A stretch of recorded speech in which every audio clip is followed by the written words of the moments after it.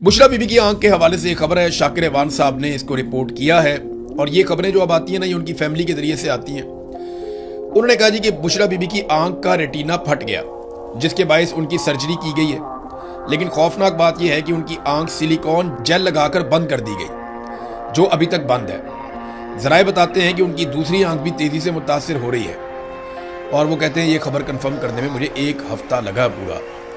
ये बात की है शाकिर एवान साहब ने। तो ये देखें ना, कभी ज़ियाउल-हक ने लोगों की बीवियों के साथ ये नहीं किया, कभी मुशर्रफ ने नहीं किया, कभी अयूब खान और याया खान वगैरह भी औरतों पे हाथ नहीं डालते थे। हाँ, बांग्लादेश में इस किस्म की शिकायतें बहुत की गई, लेकिन यहाँ मगरबी पाकिस्तान में तो ऐसा नहीं हुआ था। बदकिस्मती से ख़वातीन के साथ जो जुल्म इस दौरे हुकूमत में हुआ, इससे पहले हमने ऐसा नहीं देखा।